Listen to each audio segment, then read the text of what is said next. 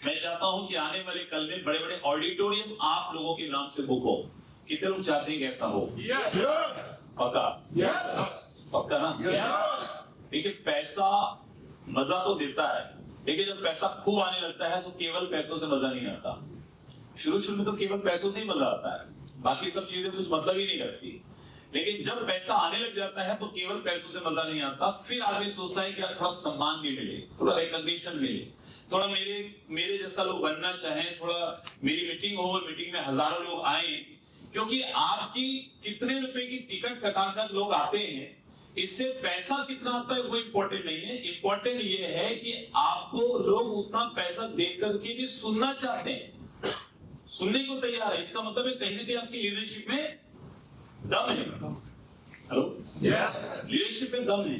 आपको सुनने के लिए अगर मान लीजिए 150 रुपए की टिकट कराकर एक प्रोग्राम में 1500 लोग आए हैं, इसका मतलब है कि आप नेशनल लेवल के लीडर बन चुके हैं। तो वो लेवल पर हर कोई आना चाहता है, हर व्यक्ति चाहता है कि वहां पहुंचे, मगर उसके लिए कुछ चीजें आपको सीखनी, समझनी और कुछ जरूरी चीजों का आपको अमल करना पड़ेगा। बट मैं अगर आपको ये बताऊं कि जब मेरी आर्ट से बिजनेस की शुरुआत थी तो सीखने की ऐसी भूख थी, ऐसी ललक थी कि अगर कोई रात भर बिठाकर सिखाए तो भी हम सीखने को तैयार थे।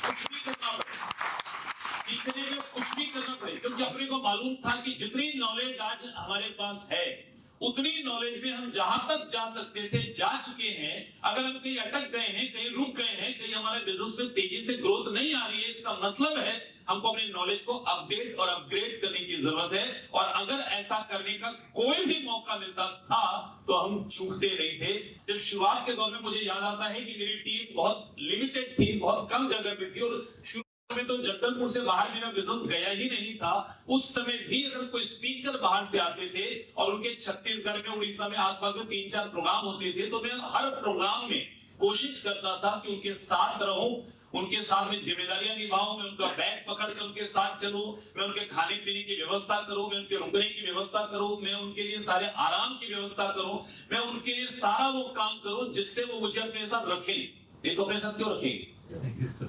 अपने साथ क्यों? देखिए, you are the average of 5 people, जिनके साथ आप हैं, ऐसे 5 लोगों की जिंदगी की औसत जिंदगी आपकी भी होगी। आपकी संगत बहुत इंपॉर्टेंट रोल प्ले करती है आपकी लाइफ में, कि जैसे लोगों के साथ आप रहेंगे वैसी ही आपकी जिंदगी होगी। अगर आप अपने से कमजोर लोगों के साथ रहेंगे तो आपकी जिंदगी भी कमजोर होगी। अगर आप अपने से ज्यादा मजबूत लोगों के साथ रहेंगे, ज्यादा अमीर लोगों के साथ रहेंगे, ज्यादा कामयाब लोगों के साथ रहेंगे, तो आपकी जिंदगी भी कामयाबी की तरफ बढ़ेगी। ये बात आप सभी को पता है। लेकिन अब सवाल मेरा ये है कि आपसे ज्यादा कामयाब लोग जो है वो आपको अपने साथ क्यों रखेंगे? उनका एवरेज डाउन होगा, आपका एवरेज तो बढ़ जाएगा, लेकिन उनका एवरेज वो तो डाउन हो जाएगा ना। वो क्यों रखेंगे आपको अपने साथ? वो उनके साथ रहने का एक ही मौका है कि आप उनकी जरूरत बन जाए।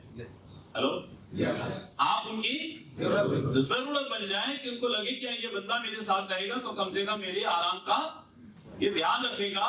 उसी बहाने भी अगर वो आपको साथ रखेंगे तो भी आपको सीखने का मौका मिलता रहेगा। और यही करके हमने सीखा है। क्या आता था हमको नेटवर्क मार्केटिंग के बारे में? क्या मालूम था? कुछ भी नहीं। कब किया था हमने नेटवर्क मार्केटिंग?